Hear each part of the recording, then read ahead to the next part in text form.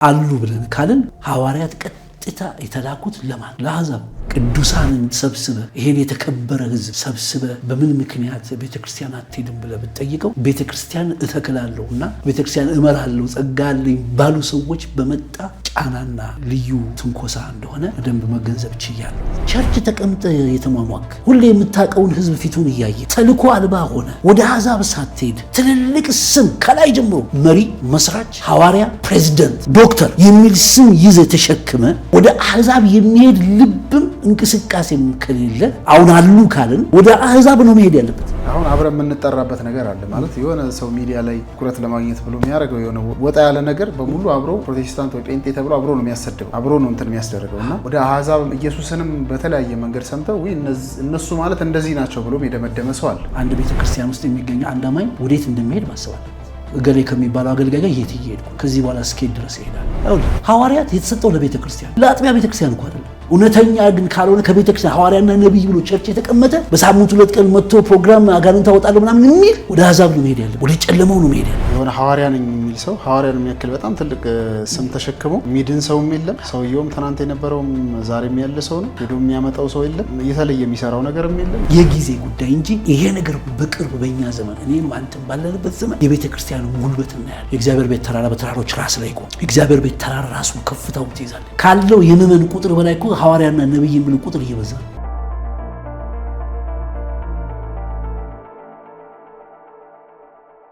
ሰላም ጤና ይስጥልኝ የተከበራችሁ ተመልካቾቻችን እንዴት ናችሁ? የጌታ ኢየሱስ ክርስቶስ ጸጋና ሰላም ይብዛላችሁ። ይህ በየሳምንቱ በክርስቲያን ቲቪ እየተዘጋጀ ወደ እናንተ የሚደርሰው ክርስቲያን ፖድካስት ነው። ፖድካስታችን እንግዲህ መንፈሳዊ ሀሳቦች መድረክ ነው። የተለያዩ እንግዶችን እዚህ እናመጣለን። የእነሱን ሀሳቦች ደግሞ ከእግዚአብሔር ቃል አንጻር፣ ከመጽሐፍ ቅዱስ አንጻር እንዲሁም ከቤተ ክርስቲያን ታሪክና ስርዓቶች አንጻር ሀሳባቸውን ያጋሩናል ማለት ነው። በዛም እንግዲህ የምንማረውን ነገር እግዚአብሔር ያስተላልፈልናል። ዛሬ አንድ ለየት ያለ እንግዳ ይዘን መጥተናል። እንግዳችን እንግዲህ ፓስተር ነው። ላለፉት በጣም በርካታ ዓመታት እኔ እስከማውቀው ከ2 አስርት ዓመታት በላይ በቤተ ክርስቲያን አገልግሏል። ዛሬ እንግዲህ በአንዳንድ ወቅታዊ ጉዳዮች ዙሪያ ልናወራ ጠርቼዋለሁ። ፓስተር እንኳን ደህና መጣ። እስቲ ራስህን አስተዋውቀን በደንብ እንጀምር ደስ ይለኛል። እንኳን ደህና ቆየ ገቢ። እግዚአብሔር ይባርከን። ክርስቲያን ቲዩብ በጣም ብዙ መንፈሳዊ ስራ የሚሰራ ትልቅ ኢምፓክት ካላቸው ቲዩቦች አንዱ ነው። ብዙ ጊዜ የምጠቀምበት ቲዩብ ነውና በጣም ነው የማመሰግነው ስለጋበዝከኝም ዛሬ። እግዚአብሔር አብዝቶ ይባርክ። እኔ ፓስተር ጸጋው ተድላ እባላለሁ። የክህነት ዓለም አቀፍ አገልግሎት ቤተክርስቲያን ፓስተር ነኝ፣ ዋና መጋቢ ነኝ። ቤተክርስቲያናችን እንግዲህ ላለፉት 20 ምናምን ዓመት ቤተክርስቲያናችንን እያገለገልን እገኛለሁ።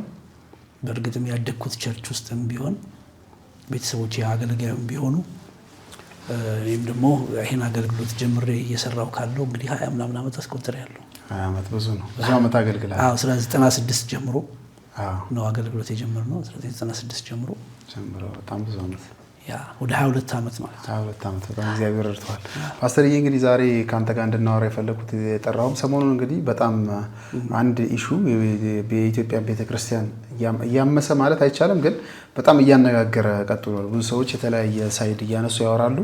ኢትዮጵያ ቃለ ሕይወት ቤተክርስቲያን የዘመናችን ሐዋርያትና ነቢያት በእግዚአብሔር ቃል ሲመዘን የሚል አንድ መጽሐፍ አውጥታለች። መጠነኛ ይዘት ያላት መጽሐፍና ያ ከወጣ በኋላ ሐዋርያ የለም አለ፣ ነቢያት አሉ የሉም የሚሉ ክርክሮች በዚህም በዛም ሳይድ እየተሰሙ ነውና ብዙዎች የራሳቸውን ጽንፍ ይዘው ሲሄዱ አያለውና አንተ ደግሞ አንድ ቃለ ምልልስ ላይ ከዚህ በፊት የዛሬ ዓመት አካባቢ ያደረግከው ይመስለኛል ከፓስተር ካሳሁን ጋር ሐዋርያትና ነቢያት ቤተክርስቲያንን አይመሩም የሚል ይዘት ያለው ነገር ስታወራ ሰማሁ። ምን ለማለት ፈልገህ ነው? ከአሁን ከወቅት ተሰጡ ሐዋርያትና ነቢያት ለአጥቢያ ቤተክርስቲያን የተሰጡ አይደሉም ነው አይደል እኮ ሐሳቡ። እስቲ ከዛ ብንጀምር ደስ ይለኛል። ምንድን ነው ለማለት የፈለግከው? እና ወቅታዊ አሁን ካለው ነገር ጋር አገናኝተህ እንድትነግረኝ ፈልጌ ነው። ኦኬ። ምንድነው ያን ጊዜ ከፓስተር ካስዬ ጋር ስናወራ ካስዬ የጠየቀኝ የጠራኝ በሌላ ጉዳይ ነበር፣ ግን አጋጣሚ በመሃል ይሄ ነገር ተነሳ።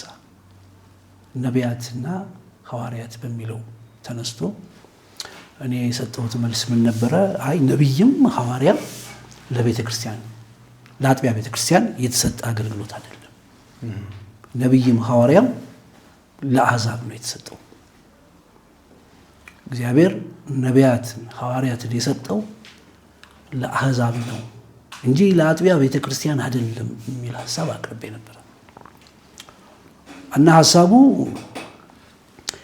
ጠዋት 2 ሰዓት ቢሮ ገብቶ 11 ሰዓት ላይ የሚወጣ ሐዋርያና ነብይ ቢብሊካል አይደለም።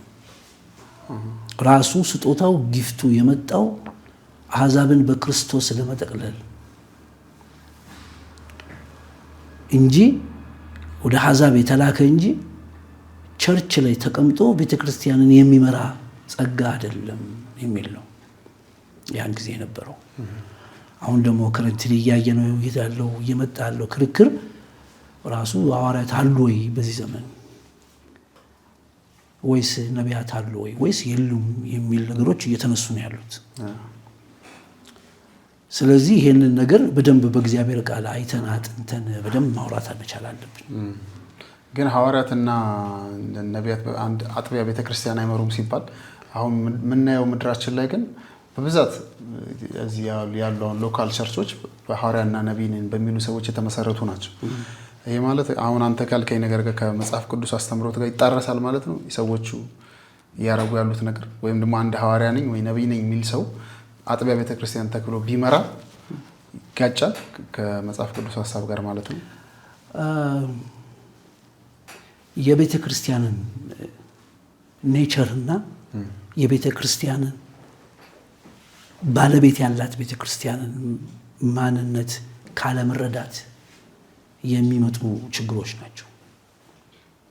አንድ ሰው በአንድ አጥቢያ ቤተክርስቲያን ሐዋርያ ነኝ ነብይ ነኝ ሲል ማለት ይችላል፣ ችግር የለውም ማለቱ። እኛ ግን የምናውቀው መጽሐፍ ቅዱስ የነገረን ሐዋርያና ነብይ ግን አጥቢያ ቤተክርስቲያን ይመራል ወይ የሚለውን በእግዚአብሔር ቃል ማየት አለብን። በእግዚአብሔር ቃል ስናየው ፉርሽ ነው ማለት ነው። በእግዚአብሔር ቃል ስናየው ምን መሰለ ይሄ ችግሩ ሐዋርያ አለ የሚለውም ሰውዬ የሆኑ ሰዎችን እያሰበ ነው። ሐዋርያ አለ የሚለው የሚያስባቸው ሰዎች አሉ። ከተማው ጓደኞቹ፣ ወንድሞቹ አጠገብ ያሉ ከኔ ጋር ብዙ ማቃቸው ሐዋርያንን የሚሉ ዘመድ ጓደኞች አሉኝ። እነሱን እያሰብክ አለ ካልክ አሁን ልክ አይሆን። ደግሞ ሌላኛው ሳይድ ይኸው የለም የሚሉ ደግሞ አሉ። የለም የሚሉትን ከተማው ላይ ሐዋርያና ነብይንን የሚሉትን የሚሰሩትን ማህበራዊ ስተት ብዙ ኢሞራል የሆኑ ነገሮችን እያዩ አረ በፍጹም ሐዋርያ የለም ይላሉ። በሁለቱም አቅጣጫ ያለው ክፍተት ምንድነው? አለም የምትለው ሰዎችን አይተህ አይደለም፣ የለምም የምትለው ሰዎችን አይተህ አይደለም። ይሄ ሐዋርያዊ ጸጋ አለ ወይ በቤተክርስቲያን ካልን አዎ መጽሐፍ ቅዱስ አለ የሚለውን ያሳየናል። አይ በዚህ ዘመን ይሄ ነገር አልቀጠለም ካልን ያሳየናል። እሱ ባይዘው አዲስ ነገር አይደለም። ወደ 4-5 አይነት አመለካከቶች አለ የለም በሚለው ጉዳይ። ግን ቅድሚያ የጠየቀኝ ጥያቄ አንተ ቤተክርስቲያንን ይመራሉ ወይ በሚለው ሐሳብ እያወራን ስለሆነ ያን በኋላ እንመጣበታለን። ይመራሉ አይመሩ በሚለው ጉዳይ ላይ ማውራት አለብን።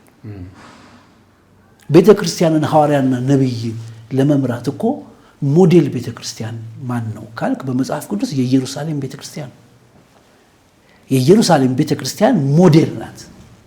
በሐዋርያት ዘመን ሞዴል ናት። ኢየሩሳሌምን ቤተክርስቲያን ዮሐንስ ይመራ ነበር፣ ጴጥሮስ ይመራ ነበር፣ ያዕቆብ ይመራ ነበር። በኋላ ግን ነገሩ ገለልና ነገሩ ገለጥ እያለ ሄዶ ሙሉ ለሙሉ ያዕቆብ ያችን ቤተክርስቲያን መምራት ጀምሯል። የሚገርምህ ነገር ያዕቆብ ልብ ሊባል የሚገባው ነገር ያዕቆብ እንኳን ሐዋርያ ሊሆን ደቀ መዝሙር አልነበረም። 3 አይነት ያዕቆቦች ነበሩ በመጽሐፍ ቅዱስ። ይሄ የጌታ ወንድም ያዕቆብ ግን ኢየሩሳሌምን ቸርች ሲመራ በኢየሱስ ክርስቶስ አያምንም ነበር። ኢየሱስ ከሞተ ከተነሳ በኋላ ጳውሎስ ቆሮንቶስ ላይ እንደነገረን ከትንሣኤ በኋላ ለያዕቆብ ተገለጠ ስላለን ከትንሣኤ በኋላ ነው ያገኘው ራሱ። ከትንሣኤ በፊት ያዕቆብ በክርስቶስ ኢየሱስ እንኳን አያምንም ነበር። ደቀ መዝሙር አልነበረም እንኳን ሐዋርያ ሊሆን። በኋላ ግን አንጋፋ የቤተ ክርስቲያን መሪ የነበረው ያዕቆብ ነው። ሐዋርያም አይደለም፣ ፓስተርም አይደለም፣ ነብይም አይደለም። በጥንት ትውፊት በቤተ ክርስቲያን ትውፊት ያዕቆብ ስም ነበረው። ስሙ ምን ነው? ዘጀስት ይሉት ነበር፣ ጻድቁ ይሉት ነበር። ቅጽል ስሙ የጽድቅ ሰው ስለነበረ የጻፈውን ጽሑፍ ስታይ ለ12ቱ የተበተኑ አይሁዶች ማህበር ነው የጻፈው። ስታይ ዋና ትልልቅ ስራዎችን በቤተክርስቲያን ሰርቷል። የቤተክርስቲያን የኢየሩሳሌም ቤተክርስቲያን ሞዴል ሰው ነበር ያዕቆብ። ይሄ ሰው ሐዋርያ አልነበረም፣ ፓስተር አልነበረም፣ ደቀ መዝሙርም አልነበረም። እንዳውም የምታስታውስ ከሆነ እኮ ጳውሎስ ያስተማረው ትምህርት ልክ ነው አይሁን የሚለውን እኮ ያዕቆብ ጋር መጥቶ እኮ ያስመረምር ነበር። ጴጥሮስ ራሱ እኮ እንደዚህ መመለሴን መምጣቴን ለያዕቆብ ንገሩልኝ ይል ነበር። ራሱ ጳውሎስ ከያዕቆብ ዘንድ ሰዎች ሲመጡ አይታችሁ ፈርታችሁ በግብዝነት ተሳባችሁ እያለ የዛን ያህል ደሞስት የተፈራ ታላቅ በጣም ገናና ኢየሩሳሌምን ቸርች አጠቃላይ ሴንትራል ቸርች ናት። በዓለም ዙሪያ ያለው ሚሽነሪ ከኢየሩሳሌም ቸርች ነው የሚወጣው። ያን ሁሉ ሲመራ የነበረ ሐዋርያቶችንም ጸጋ ያላቸውን ሁሉ ሲያስተዳድር የነበረ ሰው ነው። ቸርችን መምራት እዛ ጊፍት አፖስትል መሆን አይገባህም፣ ነብይ መሆን አይገባህም። እንዳውም አንድ ሰው ሐዋርያዊ ጥሪ ካለው ከቸርች መውጣት አለበት። ቸርች ውስጥ ምን ያደርጋል? ነብይ ነኝ ካለ ቸርች ውስጥ ምን ያደርጋል? ይሄ በዓለም ያለውን እስራትና ጨለማ፣ ድንቁርና፣ ባዕድ አምልኮ፣ ክፋት፣ እርግማን፣ የተበላሸ የሰው ልጆችን አስተሳሰብ ሙሉ ለሙሉ ገፎ አሕዛብን በክርስቶስ ለመጠቅለል የተሰጠ ጸጋ ነው። ከሰኞ እስከ እሑድ ቸርች እየተገኘ አምልኮ ፕሮግራም እየመራ ቼክ ላይ እየፈረመ ኦርጋናይዜሽን እያስተዳደረ ቸርች ሁለት መልክ ነው ያላት፣ ኦርጋኒክ እና ኦርጋናይዜሽን። ኦርጋናይዜሽን እየመራ እያስተዳደረ ነብይ ነኝ ሐዋርያ ነኝ እንዴት ይላል? እሱም እውነት ከሆነ ነብይና ሐዋርያነቱ ጸጋ እውነትም ካለው ከቸርች ነው መውጣት ያለበት። ቸርች ላይ መገኘትም የለበት። ወደ አሕዛብ ነው ሄዱ ዓለማዊ ወደ አሕዛብ ያለበት፣ ወደ ቤተክርስቲያን ወደ አሕዛብ ነው መሄድ ያለበት። በምንም አይነት የመጽሐፍ ቅዱስ መረጃ አምጣልኝ ሐዋርያና ነብይ ከሆነ ትክክለኛ ግሬሱ ካለው ቸርች መምራት አይችልም። ቸርችን የሚመራው ፓስተር ነው። ካስታወስክ እንደውም የእረኞች አለቃ ሲገለጥ ይላል። ኢቭን ስለ ኢየሱስ ሲናገር እንኳን የእረኞች አለቃ ብሎ የሚለው የፓስተሮቹን አለቃ እያለ የሚያነሳው ኢየሱስን ነው። እንግዲህ እረኛ የሚለው ቃል በእርግጥ በአንዳንድ ትርጉም ሐዋርያትም ነቢያትም እረኛ ተብለዋል፣ እነ ጴጥሮስም አውርተዋል፣ ኤጲስቆጶሶችም ተብለዋል። ግን እረኛ የሚለው ቃል ትክክለኛ ፓስተር፣ ቸርች ፓስተር ያላት ቤተክርስቲያንን መምራት ያለበት ብዙም የእግዚአብሔር ሰዎች ስኮላሮች እንደሚያምኑበት ፓስተር ነው። ሐዋርያና ነብይ ጸጋ ግን ያለው ሰው ከቸርች መልቀቅ አለበት፣ መውጣት ነው ያለበት። ግን ከተማ ላይ የምናያቸው በጣም ብዙ ቤተክርስቲያናት በሐዋርያትና ነብይንን በሚሉ ሰዎች የተተከሉ ናቸው። ከዚሁ ጋር አያይዤ ልጠይቅህ የምፈልገው አሁን የሆነ ሰው ሐዋርያ ነኝ ሲል መስፈርቱ ምንድን ነው? ማለት በምንድን ነው የምናውቀው ሐዋርያ መሆኑን ራሱ የሚለውን አብረህ ብትነግረኝ ደስ ይለኛል። አሁን ምን መሰለህ ከተማ ላይ ያሉ የሚባሉትን ማሰብም አልፈልግም። ግን አለማሰብ ይቻላል። ያው በእነሱ እንትን ውስጥ ስለሆነ አይቻልም። በርግጥ ግድ ይመጣል። ግን እኔ ማሰብ ማልፈልግበት ምርጫ የሆነው ለምንድን ነው? ታውቀዋለህ ውጤቱን። ከተማ ላይ ያሉ ሰዎች ሐዋርያ ተብሎ ያሉትን ነቢያት ያሉትን እነዚህ ሰዎች ትክክለኛ ሐዋርያዊ ጸጋ ነቢያ ጸጋ አላቸው ብሎ ለማለት እንደማልደፍር አንተም ታውቃለህ። አይ አይደሉም ደግሞ እነዚህ ጸጋም የላቸውም ምናምን ብለህ ለመናገርም የሚከለክልህ ነገር አለ። ማሰብ ያለብን ባይብል ምን ይላል እሱን አምነን እስከ ጥግ መሄድ አለብን። መመዘኛ ወይ በፍሬ ነው መመዘናቸው አሉ ብዙ መመዘኛዎች። አሁን እኮ መመዘኛዎቹን ከማውራታችን በፊት አሉ ወይ የሚለውን እሱን እንመን እንጂ አለ ወይ ሐዋርያ የሚባል አለ ወይ የሚለውን ማመን አለብን መጀመሪያ። መመዘኛው በኋላ ቢሄድ ነገር እኮ አሁን አሉ ወይ የሚለውን ነገር ማውራት ከፈለክ ላውራ እስቲ። ለምሳሌ ምክንያቱም ወደ መመዘኛው ከመሄዳችን በፊት አሁን ከእግዚአብሔር ቃል ላሳይ የምፈልገው ነገር አለ። ለምሳሌ ወደ 5 አይነት ነገሮች ማንሳት እፈልጋለሁ አሉ ወይ የሉም በሚለው ጉዳይ። እኔ ሳልሆን ራሱ የነበረ ነገር ነው። በእርግጥ በአንደኛ ቆሮንቶስ ምዕራፍ 12 ቁጥር 14 ላይ፣ ሮሜ ምዕራፍ 12 ላይ፣ ኤፌሶን ምዕራፍ 4 ላይ አንዳንድ ሐሳቦች ስለ ሐዋርያት ተዘርዝረዋል። ግን እኔ ላነሳ የምፈልገው ነገር አለ። የመጀመሪያው ሐዋርያት አሉ ወይ የሉም በሚለው ሐሳብ ውስጥ ሐሳብ ያነሱ ሰዎች ነበሩ። ስማቸው እነዚህ ኮንቲኒዩሽኒዝም ይባላሉ። ኮንቲኒዩሽኒዝም የሚያስቡት እነዚህ የተለዩ ሰዎች እንዳይመስል ሐዋርያዊ ጸጋ ዛሬም ይሰራል ይላሉ፣ ቀጥሏል ነው። ሐዋርያ ጸጋ እየሰራ ነው። ጴንጤቆስጤና በካሪዝማቲክ አካባቢ ቤተክርስቲያን ውስጥ ይታመናል። ኮንቲኒዩሽንም ይታመናል። አያለ አሁንም እየሰራ ነው። ሐዋርያዊ ጸጋ ይቀጥላል ይላል። ግን ብዙ አይገፉበትም። ስታይ አለ ብዙ መለኪያዎችና ብዙ ነገሮችን ስለሚያወጡ ብዙ ነገሮች ውድቅ ሲሆኑ አይተናል። ሁለተኛው ደግሞ ሴንሴሽኒዝም ነው። ይሄ ሴንሴሽኒዝም የሚባሉት ደግሞ አይጠፍተዋል፣ ተቋርጧል፣ የሆነ ቦታ ቆሟል። ይህ አመለካከት ደግሞ ታምራት፣ ፈውስ፣ በልሳን መናገር ያሉ ጸጋዎች ከሐዋርያ ዘመን በኋላ ቆመዋል የሚሉ ናቸው።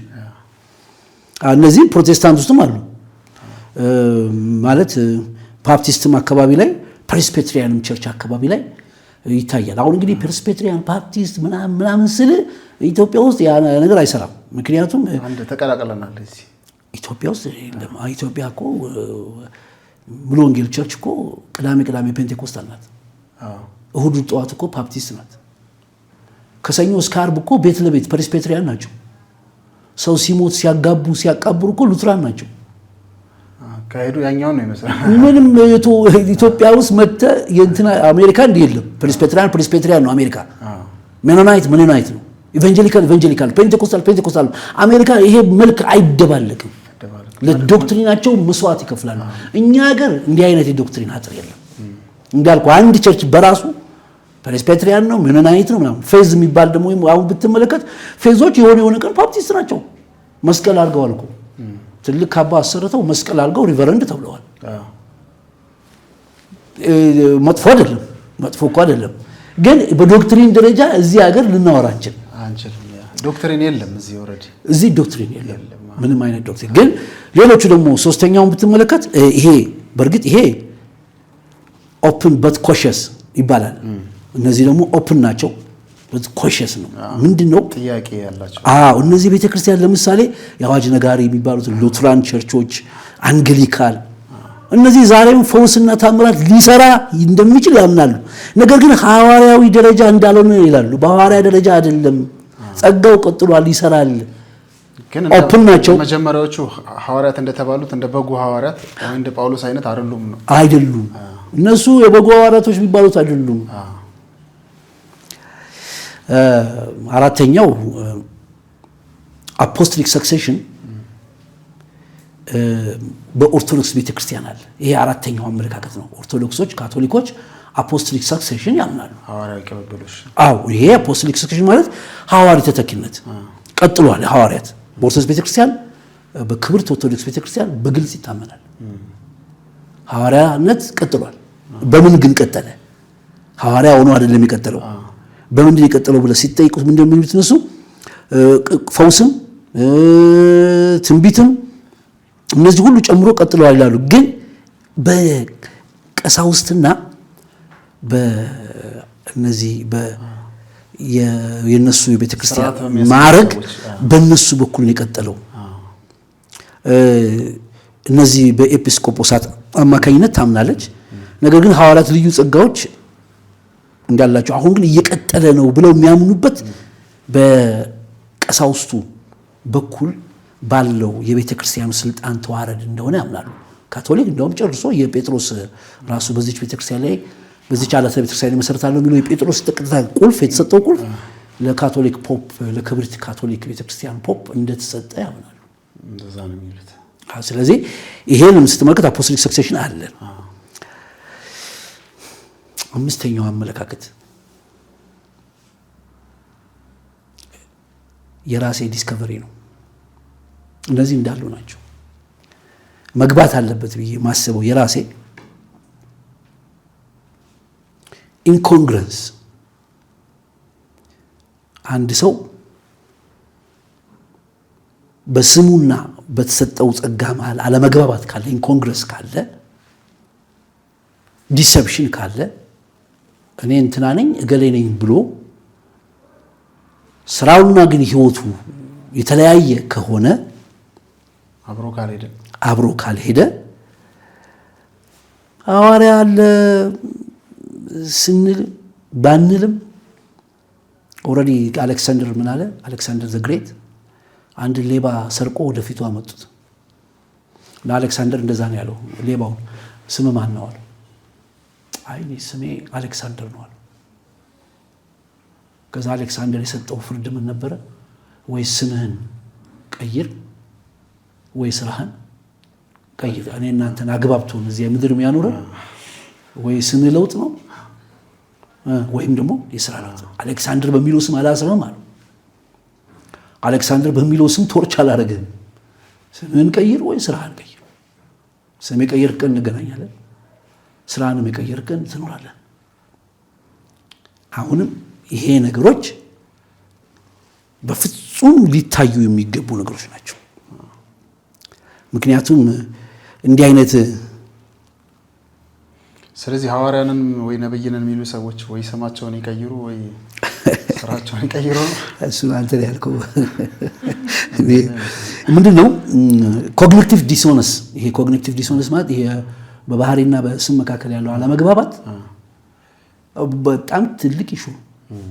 በጣም ትልቅ ኢሹ ነው። ሁሉም ተፈጥሮ ባህሪ ያለው ሁሉም ተፈጥሮ እግዚአብሔር ሲፈጥር ከባህሪ ጋር ዶሮ የራሱ ባህሪ እኮ አለው። ዝንጀሮ የራሱ ባህሪ አለው። መሰልጠን ሌላ ጉዳይ ነው። ውሻም የራሱ ባህሪ አለው። ሰውም የራሱ ባህሪ አለው። እያንዳንዱ ስጦታ ተፈጥሮ በሙሉ የራሱ ባህሪ አለው። ምክንያቱም ጸጋንም ምንም ነገር ተሸክሞ የሚይዘው ካራክተር ነው። ካራክተር ደግሞ ከውጭ የምታገኘው የምትሰለጥነው ከኢንስቲትዩሽን የሚገኝ ከፋክልቲዎች የሚመጣ ሳይሆን ከውስጥ የሚበቅል ነው። ሌላ የክርስቶስን ስራ የሚያፈርስ የቤተ ክርስቲያንን ስራ የሚያፈርስ እየሰራ ደግሞ ቤተ ክርስቲያንን የሚሰራ የተላኩ ነው ማለት አትችልም። በአሁኑ ሰዓት እኮ ቱ ቢ ኦነስት በጣም ብዙ ቁጥር ያለው ክርስቲያን ከቤተ ክርስቲያን ቀርቶ ቤቱ ተቀምጧል። የተሰደዱትን በኑሮ ችግር አይደለም፣ ክርስቲያን አይበገርም። ቅዱሳን የእግዚአብሔር ሕዝብ የንጉስ ካህናት የእግዚአብሔር ሕዝብ በሽታ አይበግረው፣ እርግማን አይገጥመውም፣ ያሸንፋል፣ ኦቨርካም ያደርጋል። የእግዚአብሔር ሕዝብ ስደት አይበግረው። የእግዚአብሔር ሕዝብን መስበር የሚችል ምንም አይነት አቅም ያለው እዚህ ምድር የለም። የእግዚአብሔር ሕዝብ አሁን ተሰዶ በየቤቱ ግን የተቀመጠው እንዲህ አይነት ስሙን በያዙ ስራውና ህይወቱ በሌላቸው ሰዎች በገጠማቸው መንፈሳዊና ሳይኮሎጂካሊ ጫና ነው።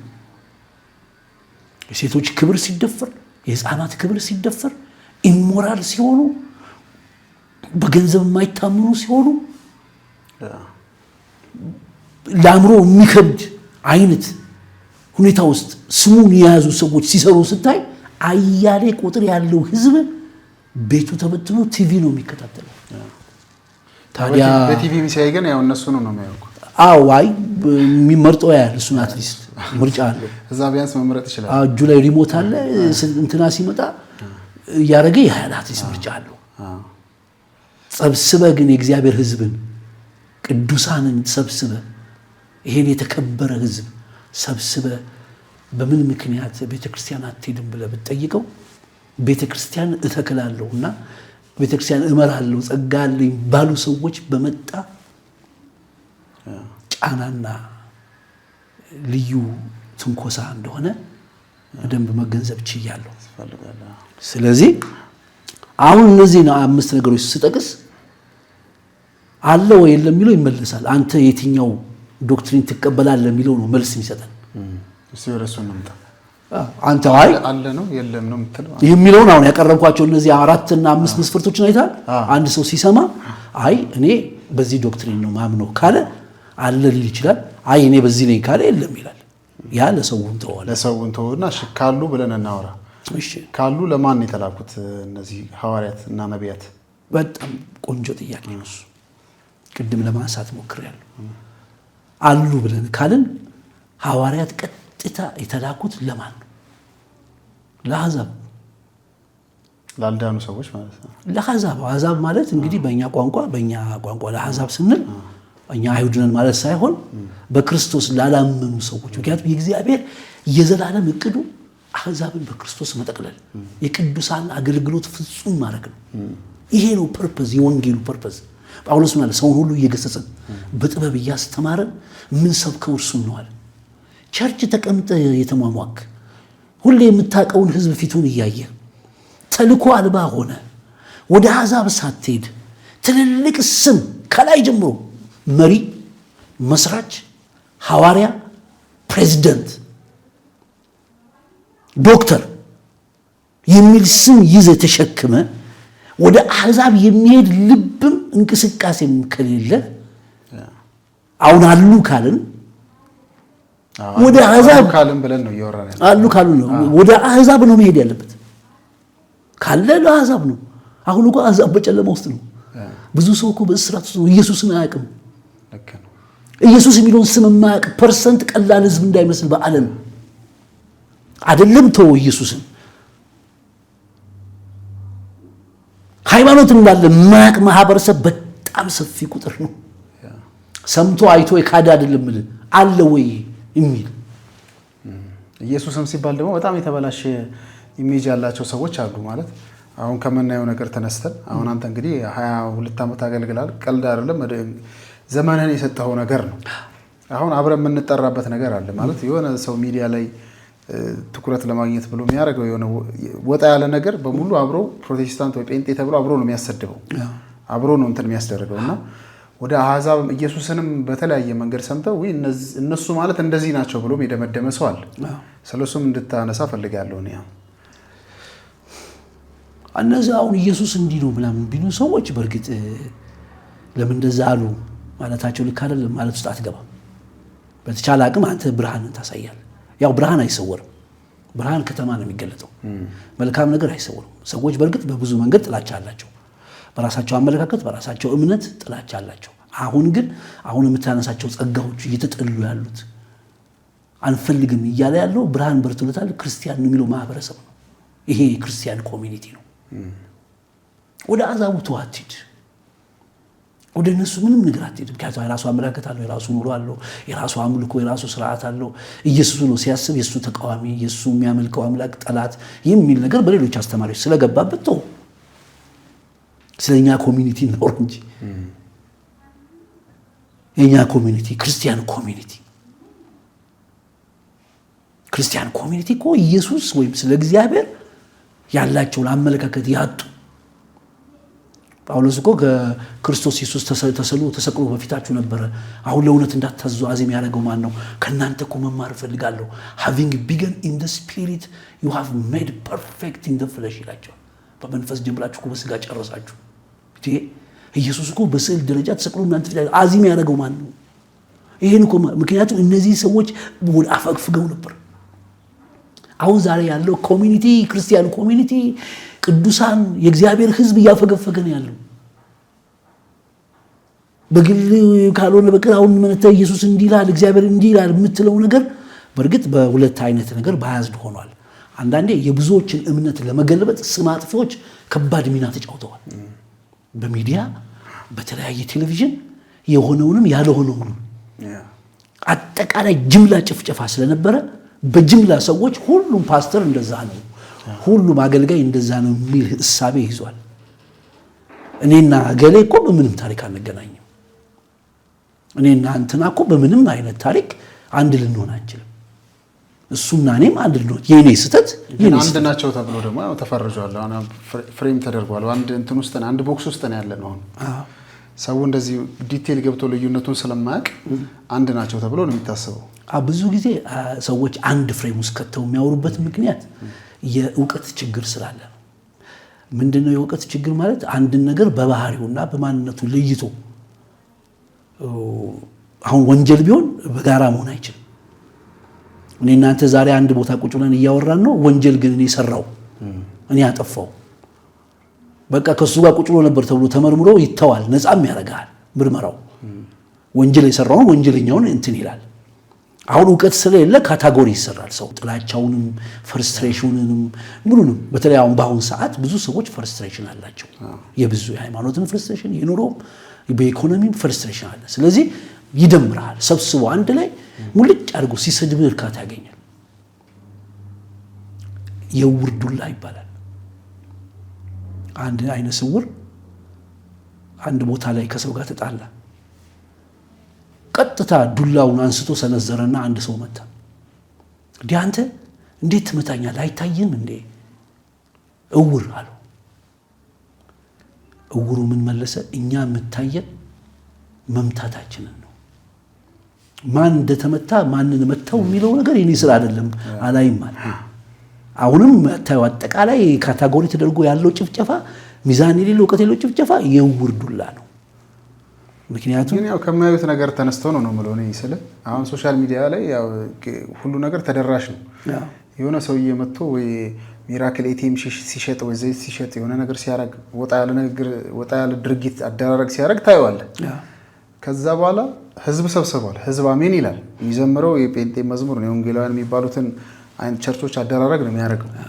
ስለዚህ እንደዛ ሲደረግና ሲያይ እዛ ሰውዬ ላይ ሰው የሆነ ነገር ሲናገር የእውር ዱላ እንዴት ይሆናል ነው።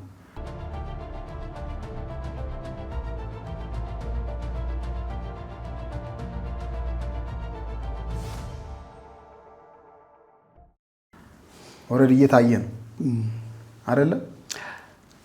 ስለዚህ ወይ አንድ አይደለንም ምናምን ተብሎ የሆነ መስመር ካልተደረገ ከባድ ይመስለኛል።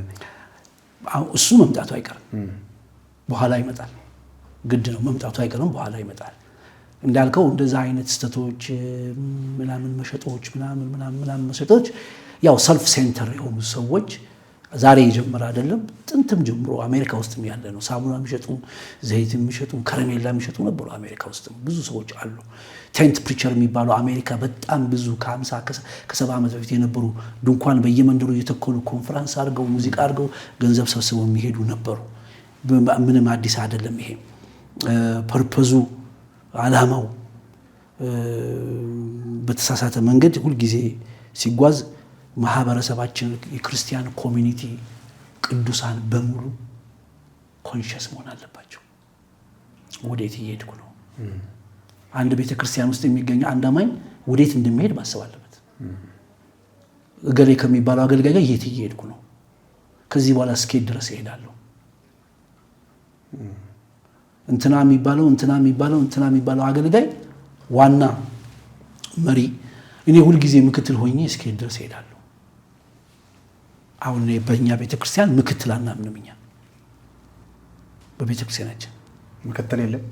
ምክትልም ዋናም የሚለው እምነት በአድሚኒስትሬሽን ላይ ብቻ ነው የምናምነው።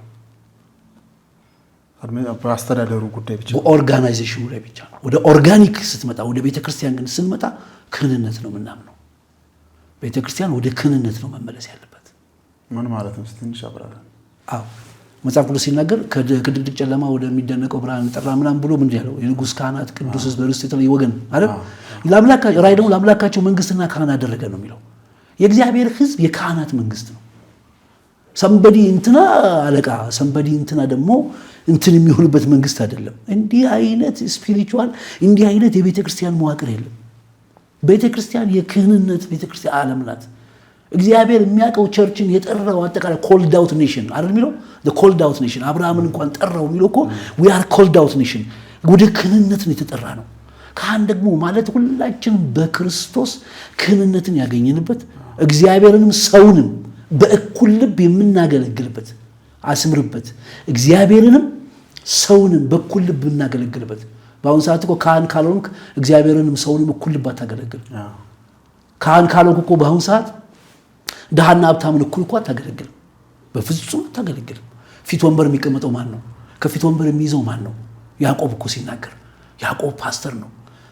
ያዕቆብ እኮ ሲያወራ ምንድን ያለው? እንዴ እናንተ እነዚህ ሀብታሞች ብትል በኋላ የሚያስጨንቅ አይደል?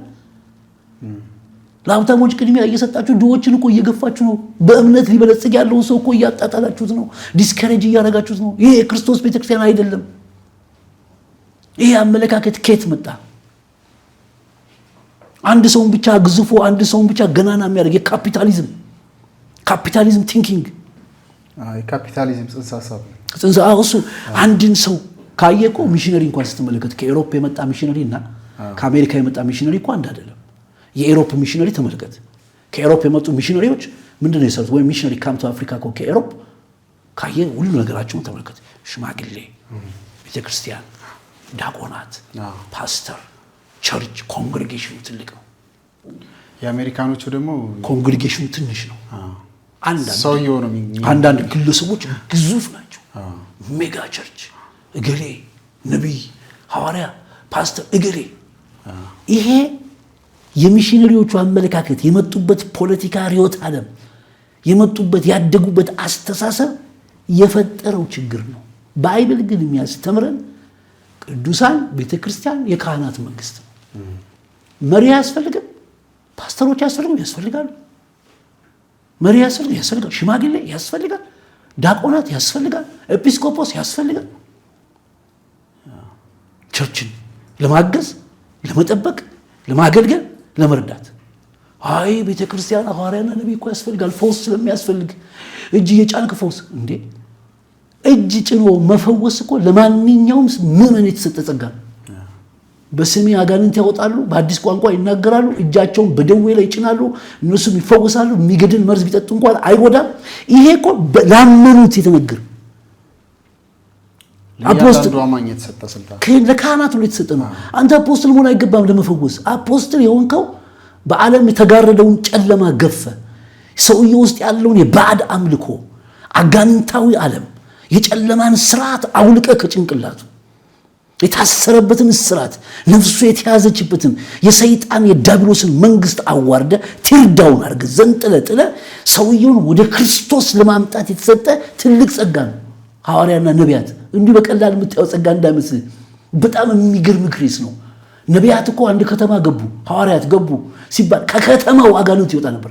ከአንድ ዲፊንስ ሲቲ the entire city አጋንንት እየጮኸ ይሄድ ነበር። ምክንያቱም የኪንግደም ሙቭ ነው ያላቸው። ፐርሰናል አይደለም፣ ገንዘብ አይደለም፣ የግል ኢንትረስት አይደለም፣ ኢሞራሎች አይደሉም። ለዚህም ጊዜ የላቸውም። ውሸታሞች አይደለም፣ እንዲህ አይነትም ታይም የለም። እነዚህ እኮ ዴሊቨረንሳቸው ሀገር አቀፍ፣ አህጉር አቀፍ፣ ዓለም አቀፍ ነው። ግን ይሄ ጸጋ ያላቸው ሰዎች ሊኖሩ ይችላሉ። በእምነቴ ሐዋርያም ነብይ አሉ። አሁን በዚህ ዘመን ሊኖሩ ይችላሉ። አሁን ካልከው ነገር ተነስቼ እንደውም ልጠይቅህ ነበር። ነቢያት እንደዚህ ናቸው። ሲገቡ ገና ከተማው ገና ራሱ የከተማው መልክ ይቀየራል። ድሮ በመጽሐፍ ቅዱስ የምናውቃቸው ነቢያት፣ በአዲስ ኪዳንም ደግሞ ነቢያት ተብለው የተጠሩም አሉ። አሁን በእንደዚህ አይነት መመዘኛ ነቢያት እና ሐዋርያት በእኛ ዘመን አሉ። ያንተን እንትን ልጠይቅህ እስኪ። ሐዋርያት መጽሐፍ ቅዱስ ምን ይላል? ለቤተ ክርስቲያን ምርኮ ማረከ፣ ለቤተ ክርስቲያን ስጦታ ሰጠ። አንዳንዶቹን ሐዋርያት ነቢያት ይላል። አይደል? ሐዋርያት የተሰጠው ለቤተ ክርስቲያን ነው። ለአጥቢያ ቤተ ክርስቲያን እንኳን አይደለም። በአጠቃላይ ለአካሉ ዩኒቨርሳል ቸርች ነው። እኔ ለምሳሌ ሐዋርያ ከሆንኩኝ አንተም ቸርች ሐዋርያ ነኝ። ኢትዮጵያ ቤተ ክርስቲያን እና ቃለ ሕይወት፣ ሙሉ ወንጌል፣ ገነት፣ ኤምኬሲ፣ ፌዝ ቸርቾች፣ የናሴን ቤተ ክርስቲያን ለሁሉም በሄድኩበት ሰዓት ያለ ግብዣ ልመጣ ነው በሚል ደብዳቤ ተገኝቼ ሁሉ ቦታ የክርስቶስን ሐሳብና መልእክት አስተላልፋለሁ። ትክክለኛ ሐዋርያ ከሆንክ ዛሬ እኔ ቸርች አንተን ሐዋርያ አድርጌ ልጠራ እችላለሁ። ወይም ደግሞ ሰንበዲ እኔ ቸርች ሐዋርያ ነው። ሌላ ቸርች እኮ ሌባ ነው። ሌላ ቸርች ሲሄድ እኮ ወንበዴ ይባላል። ሐሰተኛም ነው፣ ውሸታም ነው። ስም ይወጣል፣ ፋይል አለ፣ ፕሮፋይሉ ይነበባል። እንትናን እንዲያርጎ እንትን እንዲያርጎ ይሄን አርጎ ማአት ፕሮፋይል አለ። የሐሰትም ይሁን የእውነትም እሱ የሚጣራ ነው። ሐዋርያ ከሆነ ነብይ ከሆነ ዩኒቨርሳል አሜሪካም ሄዶ በየትኛውም ቤተክርስቲያን ላይ ነው። ይሄ ደግሞ አንድነት ገና አልተሰራም። ስለዚህ የለም ብለን መደምደም እንችላለን። የለም አለ የሚለው ጫወታ ምን መሰለ? ለምሳሌ አሁን በዚህ ሰዓት እኔ እናንተ ቁጭ ብለን ደማችን እየዞረ ነው አይደለም? ያው ደም ሰርኩሌሽን አለ። ቢቆምስ ቆማኛ ሞታል። ደም ግን አሁን እየዞረ እንቦጭ ሲል ሰምታል። ግን እየሄደ ነው። አንዳንድ ነገር የለም ማትነው። ለዚህ ነው አንዳንድ ነገር ላታውቅ ትችላል፣ ላትሰማ ትችላል፣ ሊኖር ይችላል። ስለዚህ የተሽከረከረ ሊሆን ይችላል። ኦፍ ኮርስ ለአሕዛብ ተሰጥተዋል። ቸርች ውስጥ ግን ካለ መውጣት አለበት። እውነተኛ ከሆነ እውነተኛ ግን ካልሆነ ከቤተክርስቲያን ሐዋርያና ነብይ ብሎ ቸርች የተቀመጠ በሳምንት 2 ቀን መጥቶ ፕሮግራም አጋንንት አወጣለሁ ምናምን የሚል ወደ አሕዛብ ነው መሄድ ያለበት፣ ወደ ጨለማው ነው መሄድ ያለበት። እሱ ሐዋርያም ነብይም አይደለም ማለት ነው ወይስ ስላልሆነ ነው እኮ አይፈልገውም፣ ይፈራዋል፣ አይወደውም። ጥሪ ከሆነ እኮ ትሞታለህ። ሐዋርያት እኮ ነገሩ አሪፍ ነው ብዬ ነው ይቀጥታ ቋንቋ እንኳን ያው ሚዲያ ላይ ያው ታውቀዋለህና ምንድነው መሰለህ አሁን ሐዋርያና ነብይ የምትለው ራሱ እኮ ጥሪው ታውቃለህ። ትክክለኛ ጥሪ በደንብ ይሰመርበት። እነ ያዕቆብም ተሰውተው ሞቱ ይላል። ሐዋርያ ከሆነ አንድ ሰው ፋይናሊ ይሞታል፣ መስዋዕት ነው የሚሆነው። አንዱ ምልክት ነው። አንድ ሰው ሐዋርያ ነበር ይሁሉ አረጀ ምናምን ተብሎ በሰላም አረፈ አይደል የሚባለው። ሐዋርያ ከሆነ ይሞታል። ለምን እንደሚሞት ታውቃለህ? የሚሄድበት የሚላክበት ቦታ ወደ ሌሎች መንግስታት፣ ወደ ሌሎች ነገስታት፣ ወደ አሕዛብ፣ ወደ ጨለማው ስለሚሄድ መስዋዕቱ የማይቀር ነው። የክርስቶስ ሐዋርያ ልዩ ምልክታቸው መስዋዕትነት ነው። ይሰዋሉ። እየሰዋ ግን ያለ በንጽህናና በክርስቶስን በማምለክ እያገለገለ ያለውን ህዝብ እየሰዋ የብዙ ሰዎችን ህይወት፣ ትዳር፣ ኑሮ እያፈራረሰ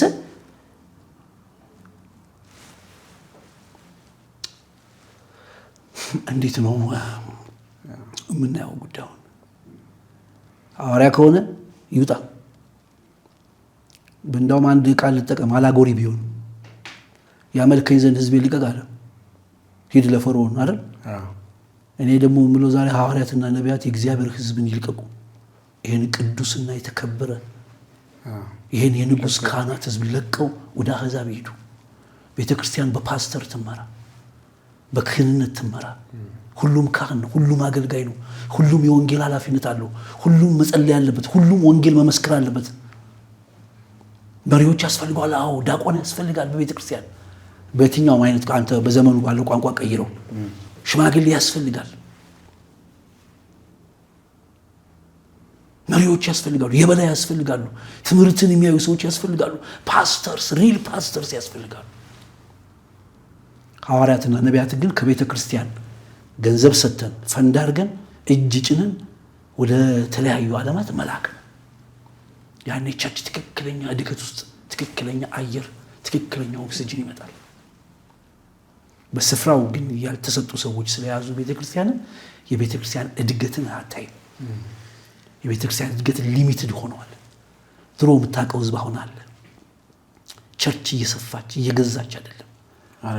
ልክ ነው። እኔም ማምነው እንዳንተ ነው ፓስተር። ማለት የሆነ ሐዋርያ ነኝ የሚል ሰው ሐዋርያን የሚያክል በጣም ትልቅ ስም ተሸክሞ የሚድን ሰውም የለም። ሰውየውም ትናንት የነበረውም ዛሬም ያለ ሰው ነው። ሄዶ የሚያመጣው ሰው የለም። የተለየ የሚሰራው ነገርም የለም። ምንም አይነት ሐዋርያዊ ጸጋኔ አንዳንዴ አልፈርድባቸውም። አብያተ ክርስቲያን አካባቢ ያሉ ሰዎች አንደኛ በዚህ ስም ባይሾሙ አልፈርድባቸውም። ለምን ይሄ ስም የተሰጠው ሰውዬ አሁን አንተ እንዳልከው ማድረግ ያለበት በጣም ብዙ ነገር አለ፣ የሚጠበቅበት በጣም ብዙ ነገር አለ። ግን ሰኞ ፈውስ ፕሮግራም፣ ማክሰኞ የሆነ ፕሮግራም ምናምን እያደረገ ሐዋርያ ነኝ ብሎ አንድ አጥቢያ ብቻ ኖሮት ያውም ደግሞ ከሌላ ከአብያተ ክርስቲያን የመጣ ህዝብ ሰብስቦ እየመራ ሐዋርያ መባል ትንሽ እንዴ!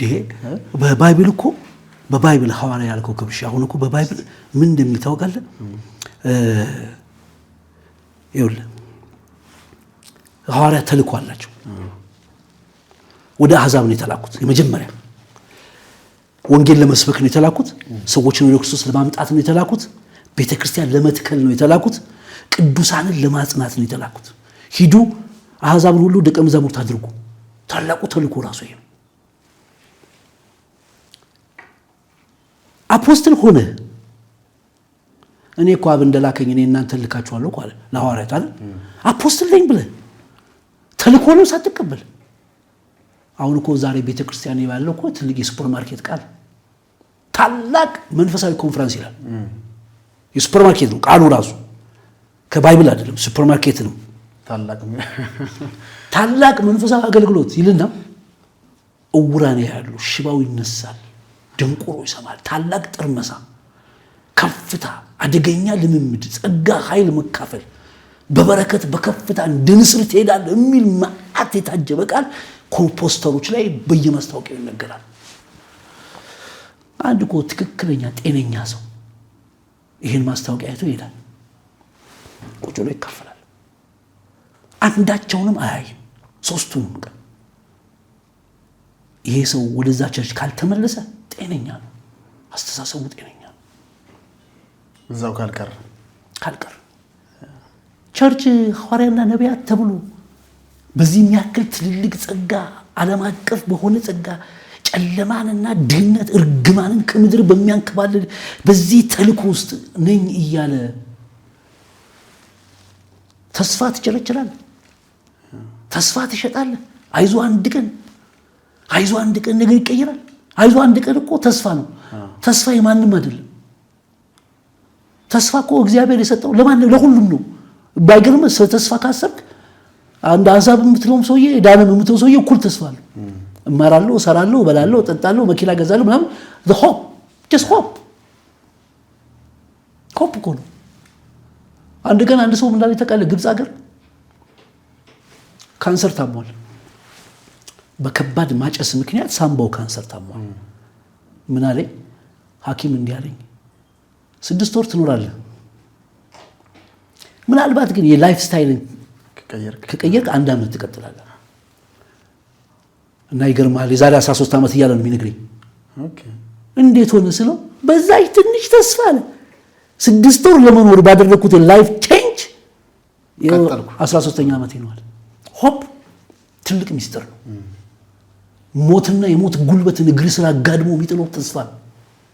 እምነት ራሱ የሚሰራው እኮ በተስፋ ነው። ተስፋ ከሌለ እኮ እምነት አይሰራም፣ ፋንክሽን አያደርግም።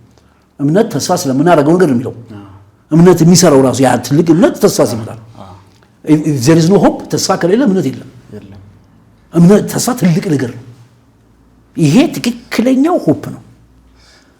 ናቹራል ሆፕ አለ የምትቸረቸረው አይ ከዛሬ ነገ ይሻላል አይዞ የሚል የታክሲ ጥቅስ ተስፋ አትቁረጥ ምናምን እያልክ አይዞ ተስፋ አትቁረጥ አይዞ እያልክ ታክሲ ላይ የተጠቀጠፈ ጥቅስ እንደው እናት ለምን ትሙት ምናምን የሚል ትሄዳ ጎንብሳ ምናምን መሰረት የለውም፣ ቤዝ የለውም፣ ተራ ነው። ይሄን ተስፋ ቸርች መጥቼ ስቸርችልልህ ትበላለህ ትጠጣለህ አይዞ ስለ ዋይናት ለምን አትበላም? እግዚአብሔር ለኔ ብቻ ነው እንዴ? አሕዛብም ለምትለው ኃጢአተኛም ለምትለው ያበላል ያጠጣል፣ ዝናብ እኩል ያወጣል እኮ እግዚአብሔር እኮ ይቸርነቱ ነው። ስለዚህ በእንዲህ አይነት ትልልቅ የሱፐር ማርኬት ቃል ተጋርደን ተሸፍነን ከሁሉ ደግሞ የሚገርመኝ ሁሉም ሰው ጴንጤ ወይም ፕሮቴስታንት እያለ የሚጠራው እንዳልከው ቅድም በካቴጎሪ አንድ ላይ ነው፣ ጀነራላይዝ ተደርጎ አንድ ላይ ተጠራ። እና እኔ ፕሮቴስታንት ራሱ እኮ ማለት ተቃዋሚ ማለት እኮ ነው። ፕሮቴስት አድርጎ ሉተር ፕሮቴስት አድርጎ አሁን ያለው ቤተክርስቲያን ፕሮቴስታንት ነው ለማለትም ከባድ ነው። ምንም ፕሮቴስት የሚያደርገው ነገር የለም። ህዝቡ ዝም ብሎ ነው ይሄዳል። በተስፋ ችርቻሮ ንግድ ውስጥ ነው ያለው። ዘይቱንም ምናምኑንም እየገዛ ነው ያለው። ኤቲኤሙንም ዘይቱንም እኔ የሚገርመው ያው እንግዲህ እሱ አይነት ነገር ያው ብዙ አስተያየት ለመስጠት እቆጠባለሁ። የምቆጠብበት ምክንያት ብዙ አልፈ ከሄድክ በዚህ ጉዳይ ብዙ ነገር ያነጋግራል። ከባድ ነው። በኋላ መንግስት ሰማያትንም ራሱ ለዘላለም ሕይወት ለማግኘት የሚል ሻጮች ሊመጡ ይችላሉ። እዛ ቢዝነስ መሆኑ አይቀርም። በእርግጥ ባይዘው ያን ጠቂል እስቲ ያን ጠቂል ጠይቀ ለምን ኢየሱስን የጠሉት? የካህናት አለቆችም ለምን ጠሉት? ለምን ይመስላል? ኢየሱስ ቢያንስ ጎረቤታቸውን እኮ ፈውሷል። የሚያውቀው የሆነ ሰው ሽባ ነበር፣ አድኖታል። እውሩን አድኗል ኢየሱስ። በስብዕናው የምትጠላው አይደለም ኢየሱስ። በስብዕናው ያበላል፣ ያጠጣል። ህዝቡ ወጣቱ እየተከተሉት የእግዚአብሔርን ፍቅር መንግስት ያስተምራል። አጥብቀው ግን ጠሉት። እስኪሞት ድረስ አስወግደው እንደውም ለነፍሱ ልዋጭ በርባን የሚባል የከተማው ታላቅ ነፍሰ ገዳይ ተለውጦ ይግባ እስኪሉ ጠሉት። ምክንያቱ ይሄ አንድ ቀን ኢየሱስ ጅራፍ ሰርቶ መቅደስ ገባ። የቤት ቅናት ይበላኛል የሚሉ ተጽፏል አለና እየገረፈ ማስወጣት ጀመረ። በኋላ አንድ ቀን ኢየሱስ ጅራፍ ሰርቶ ገባና መግረፍ ጀመረ። ምክንያቱም እንደነበር ታውቃለህ? የካህናት አለቆች አንድ አይሁዳዊ በግ ይዞ ይመጣል፣ ወይ ፍየል ወይ ዋኖስ ወይ ጊደር ወይ ኮርማ ለኃጢአት ስርየት በዓመት አንዴ ነው የሚመጣው። ሲመጣ ካህኑ እንዲህ ይላል፣ በጉን ፈተሽ ያደርግና ይሄ ነውር አለበት፣ ይሄ በግ እከክ አለበት፣ ለእግዚአብሔር አይቀርብም፣ አስወግደው። እኔ እኮ ከሩቅ መንገድ ነው የመጣሁት እንዴት ሆኖ ሲል ያው እኛ አዘጋጅተናል እዚህ ግዛ ይለዋል። ከዛ ቤተ መቅደስ ውስጥ ምን ተለመደ? ሁሉም ሰው ባዶ እጁ ገንዘብ ይዞ ይመጣል። ለምን? ካህናት ኦልሬዲ ለእግዚአብሔር ምርጥ የሆነውን ነገር ስላላቸው ከነሱ ገዝቻ ያቀርባሉ። ኢየሱስ ውጪ መጣ፣ ይፈውሳል ገንዘብ ሳይቀበል፣ ያድናል ያለ ምንም ስጦታ። ህዝብ ይከተለዋል፣ ነፃ እያወጣ ነው። የቤተ መቅደሱ ገበያ ቀዘቀዘ፣ ሽያጭ ቆመ። ኢኮኖሚካሊ ተግዳሮት ተጋረጠ ፊታቸው። ይሄን ሰውዬ በዚህ ከተው ነው ደቀ መዛሙርት እያፈራ በዚሁ ከቀጠለ መቅደሱ በገበያ እጥረት ምክንያት ይዘጋል፣ የብዙዎቻችን ኢኮኖሚና ኑሮ ይወድማል። ስለዚህ ማድረግ ያለብን ቶሎ ይሄ ኢየሱስን ማስወገድ ነው አሉ የካህናት አለቆች። በዚህ ምክንያት ነው ኢየሱስን የጠሉት፣ ንግድ ስለሆነ እምነቱ ሃይማኖቱ ከኑሯቸው ጋር ሪሌት ተገናኘ ነው። በቃ ገንዘብ መተዳደሪያ ሆነ። ታዲያ ተልኮና መተዳደሪያ እንዴት ይሆናል? የተላከ እኮ በእምነት ነው። የተላከ ሰው እኮ በእምነት ነው የሚኖረው። የሚያበላውም እግዚአብሔር፣ የሚያጠጣውም እግዚአብሔር፣ ደሞዜም እግዚአብሔር ነው እኮ የሚለው። ድሮ የነበረው ይሄ ነበር። ትክክል። መቅደስ ቁጭ ብለህ ግን እኔ እሸጥልሃለሁ ዘይትና ውሃ፣ እኔ ጨው እሸጥልሃለሁ፣ እኔ በጉንትን እሸጥልሃለሁ፣ እኔ ሳሙናውን እሸጥልሃለሁ፣ አንተ የምድንበትን ነገር እኔ የተሻለ አውቃለሁ ካልክ በካህናት ቤተክርስቲያን አይሰራም። ይሄ ሁሉም ካህኑ ነው ኮንሸስ ሲሆን ግን ዞር በል ይልሃል። ነቅቷል። አሁን የእግዚአብሔር ሕዝብ ይሄ ቅዱስ ሕዝብ ነቃ እኮ። ይሄ የተባረከ ሕዝብ እኮ ነቅቷል። በክርስቶስ ደም የተዋጀው ሕዝብ ነቃ እኮ። ስለነቃ ምንድን ነው ኖ እኔ ዘይትም ውሃም አልፈልግም፣ የመጣሁት ላመልክ ነው ጌታ። አመልካለሁ፣ እሄዳለሁ። ካንተ የሚሸጠውን ነገር አልፈልግም። ኢየሱስ የተጠላበት ትልቁ ምክንያት ዛሬ ይሄ ጥላቻ ሊገጥመን ይችላል። ለምን ሰዎች የሚጠሉንኛል? ለምን የሚቀኑብህ? ይሄው አይታይም፣ አልተነሳም፣ ይሄው ከተማ ላይ የለም፣ ምን የለም የሚሉት ለምንድን ነው? ኢኮኖሚ ዋይዝ ነው ወሬው። የኢኮኖሚ ጋር የተገናኘ ነው። እንደዛ ነው። ንግድ ነው ሁሉ። አፖስትልና ፕሮፌት ትክክለኛ ካሉ ይሄን ትሬንድ ይሰብራሉ። ይሄንን ርኩሰት ከመቅደስ ያወጣሉ። እነሱ ግን እዛው ነገር ውስጥ ካሉበት እንዳውም እኮ በጅራፍ ሲመታ ምንድን ነው ያሉት? ህዝቡን እንትን ያመጻል፣ ይቀሰቅሳል አይደል? ፖለቲሳይዝ ሆነ። ኢየሱስ ጋር ፖለቲሳይዝ አደረጉበት። ህዝባችን ያውካል። ስለዚህ ሁከተኛ፣ አመፀኛ፣ ፖለቲካሊ ማይገዛ ሀገር ማይወድ ምናምን አደረጉት። ግን ጉዳዩ የኢኮኖሚ ነው። ዛሬም አንዳንድ ቦታ ብትሄድም ኢኮኖሚ ላይ ከመጣ በህይወት መኖር ምድር ላይ አጠራጣሪ ነው። ልክ ነው። ያ ነው የላይፍ እንትናቸው፣ እሷ ናት የመኖር ምክንያታቸው። ኢኮኖሚው ነው። ኢነርጂያቸው፣ የአገልግሎት ኢነርጂያቸው ኢኮኖሚ ነው። ብዙዎቹ እኮ የሚገኘው ገንዘብ ነው የአገልግሎት ኢነርጂያቸው። አዎ በደንብ የሚሰበሰበው ብር ነው የአገልግሎት ኢነርጂ። የመኖር ኢነርጂያቸው እኮ እሱ ነው። ትክክለኛ ግሬስ ያለው ሰው ከሆነ እኮ ሻንጣም ተሸክመ እኮ እየበላህ እየጠጣ ልጆችን እያስተዳደርክ እየኖርክ እግዚአብሔርን ታገለግላለህ። ጥሪ ከሆነ እሱ ጥሪ ያ ነው። ግን ይሄ አገልግሎቱ በየማክሰኞና ሮብ የሚሰብከው ስብከቱ ምናምን እነዚህ የአገልግሎት የገንዘቡ የሚገኘው የአገልግሎት ኢነርጂው ግን ከሆነ ኢነርጂውን ከነካ የነካው ሰው ወይ ይሞታል ወይም የተነካበት ሰው ይሞታል። ይሄ ደግሞ የምናውቀው መጽሐፍ ቅዱሳዊ አገልግሎት እውነተኛ ጥሪ አይደለም። አጽንኦት ሰጥተን የምንናገረው ነገር። ፓስተርዬ በጣም አመሰግናለሁ። እኔ ጥያቄዎችን ጨርሻለሁ። በመጨረሻ እንግዲህ እስቲ አሁን የኢትዮጵያን ቤተክርስቲያን ስታይ፣ አሁን ያለውን ነገር ስታይ እንደ መፍትሄ ብለህ የምታስቀምጠው ነገር ካለ፣ የምታስተላልፈው መልእክት ካለ የመጨረሻ እድሉ ልስጥህ። አንድ ቀን ናሽናል ጂኦግራፊ እያየው ናሽናል ጂኦግራፊ ላይ ምን አየው? ነጠብጣብ ያላቸው ነጭ ሆነው ነጠብጣብ ላያቸው ላይ ያላቸው ጅቦች አየው። ጥቁር ናቸው ግን ነጭ ነጠብጣብ ያላቸው ጅቦች ናቸው። እና ጅቦቹ ሴት ጅቦች በወንዶቹ ጅቦች ላይ ዶሚናንት ናቸው፣ ገዢ ናቸው፣ አስፈሪ ናቸው። ሴቶች ጅቦች በወንዶች ጅቦች ላይ የበላይነት እያሳዩ ነው፣ ኢንቲሚዴት እያደረጉ ነው። ያ ናሽናል ጂኦግራፊ ሰውየው ምን አለ? እነዚህ ሴት ጅቦች ሴዶፒነስ አላቸዋል። ሴዶፒነስ ማለት የውሸት የመራቢያ አካል አላቸው። የውሸት የመራቢያ አካል አላቸው። ሴዶፒነስ ማለት የውሸት ነው። ወንዶቹ ጅቦች ከርቀት ሲያዩ ሴቶቹ የመራቢያ አካል ያሳያቸዋል። በዚህ ምክንያት በጅብ ኮሚኒቲ ውስጥ ዶሚናንሱን ለመያዝ የበላይነቱን ለመያዝ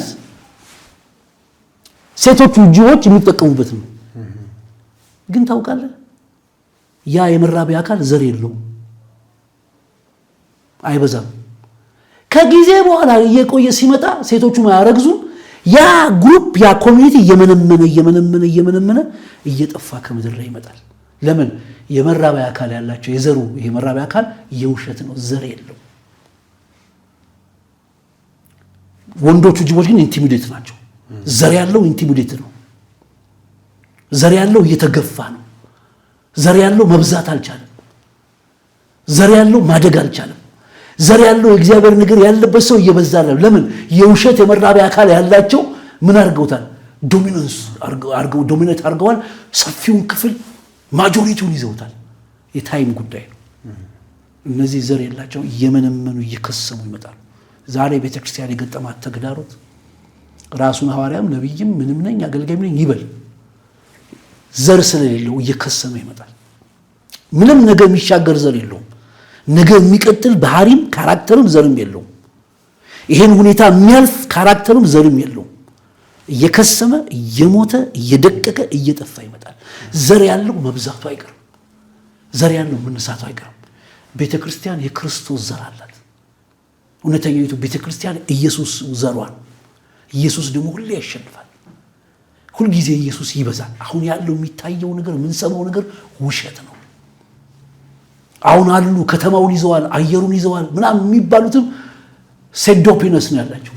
የውሸት የመራቢያ አካል ነው። ዝም ብሎ ኢንቲሚዴሽን ነው።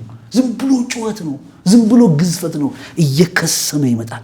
እውነተኛ ያለው ዘር ከደረቅ መሬት እንደ ቡቃያ አድጓል አይደል? ስለ ኢየሱስ መልክ ውበት የለውም። ባየነው ጊዜ እንወደው ዘንድ ምግባት የለውም። የተናቀ የተጠላ ሕማም ሰው ደዌን ያውቃል፣ በእርሱ ቁስል ተፈወስን። ከደረቅ መሬት ግን እንደ ቡቃያ ከደረቅ መሬት የሚወጣ ይሄ ዘር አሸንፎ ሰብሮ ደረቅ መሬትን ቀዶ የሚወጣ ዘር ነው። ቤተክርስቲያን የክርስቶስ አካል የክርስቶስ ዘር ናት። እውነተኛይቱ ቤተክርስቲያን ታሸንፋለች፣ ትገዛለች፣ ትበዛለች። የጊዜ ጉዳይ እንጂ ይሄ ነገር በቅርብ በእኛ ዘመን እኔም አንተም ባለንበት ዘመን የቤተክርስቲያን ጉልበት እናያለን። የእግዚአብሔር ቤት ተራራ በተራሮች ራስ ላይ ይቆማል። የእግዚአብሔር ቤት ተራራ ራሱን ከፍታውን ትይዛለች።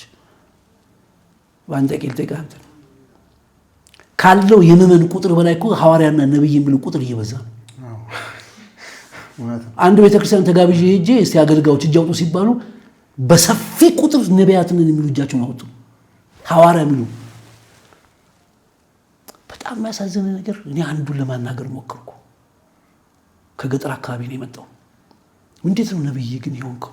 ጌታ ተናግሮ ሂድ ወደ ከተማ ትገባለህ አለኝ። ገባው። አንድ ቀን ቪኤቱን ምናምን